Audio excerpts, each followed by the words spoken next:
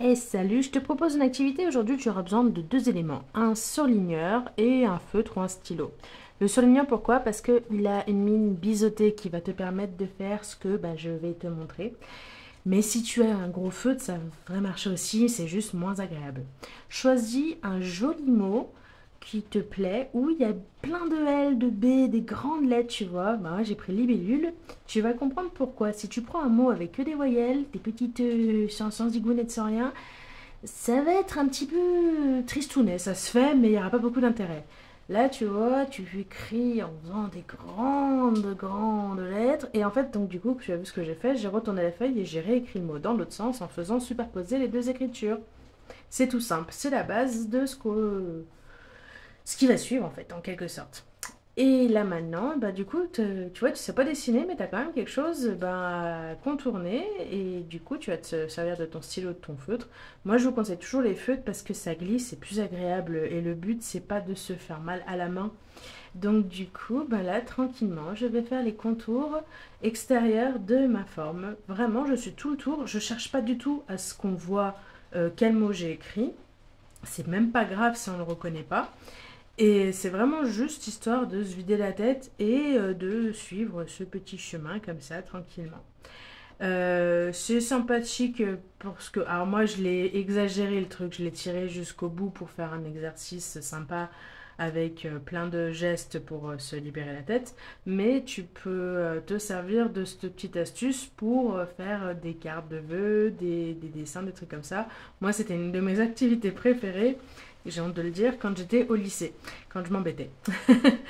C'est pas si long que ça, c'est un truc, ça prend une dizaine de minutes pour faire toutes les étapes de ce que je vous montre aujourd'hui.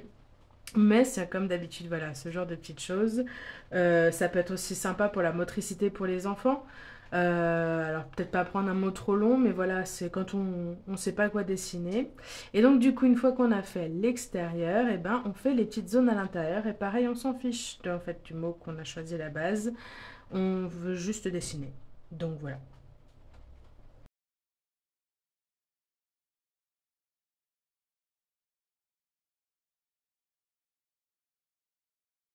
L'avantage d'utiliser un surligneur, c'est que ça a toujours des couleurs très très légères, très très claires, les surligneurs. Même là, si là j'ai pris un pastel, avec un fluo, ça fera pareil.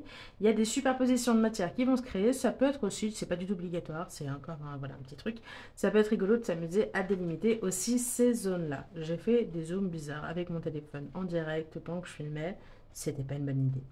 Bref, il y a toujours moyen de trouver quelque chose à faire. T'as encore envie de pousser l'activité? Eh ben, je vais te trouver encore autre chose à faire. Ne t'inquiète pas. Tu peux voir qu'il y a des grandes zones vides et ça ressemble un petit peu à tous ces dessins qu'on a fait jusqu'à présent quand on se crée des petits espaces de dessins comme ça.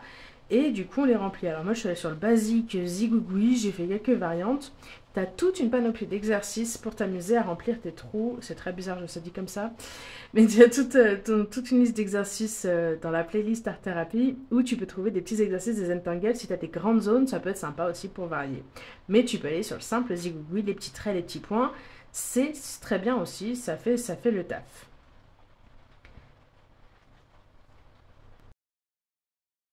T'as envie de prolonger l'exercice? Eh ben, tu vois, tu as encore de quoi faire. Je t'invite à faire le tour tranquillement, sans se poser la tête, pas aussi proche, collé comme la première fois. Tu fais juste le contour du mot. Alors moi, j'ai mal visé, j'ai pas fait le dessin bien centré, donc j'arrive au bord de la feuille avant la fin du dessin. C'est pas grave, je vais partir de l'autre côté. Écoute, qu'est-ce que tu veux? C'est comme ça. Et du coup, tant que tu as envie et tant que ça te fait plaisir, remplis ta feuille vraiment. En faisant tout le tour, tu vas voir que moi j'ai complètement rempli ma feuille, quoi. C'est, voilà. Il n'y a pas de limite. Si tu as envie, je ne l'ai pas pensé, mais si tu as envie de faire ça à petits coups de petits points, tu fais des petits points. Le but, c'est toujours pas de se frustrer. C'est là, c'est le moment où vraiment on réfléchit plus. C'est, on regarde en gros le truc. On essaye de pas passer sur son dessin, mais c'est pas grave si on le dit, on le fait, ça arrive. Hein. Et puis on fait tranquillement son tour. Et là, tu vois, hop, au lieu de faire le tour complet, et ben moi je repars dans l'autre sens. Écoute, c'est pas grave. Hein. Il y a toujours des solutions, il n'y a jamais de problème.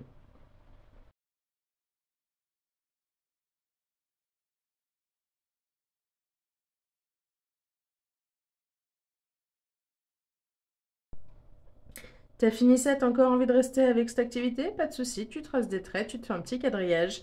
Et une autre option sur laquelle je ne suis pas allée, mais que tu peux faire en la voyant, ça me vient à l'esprit, tu colories une case sur deux, et du coup tu passes encore du temps sur ton petit dessin à te vider l'esprit si tu en as besoin. Si cette activité t'a plu, je t'invite à me mettre un j'aime, à la partager, à t'abonner à la chaîne surtout, c'est très important, et à activer les notifications.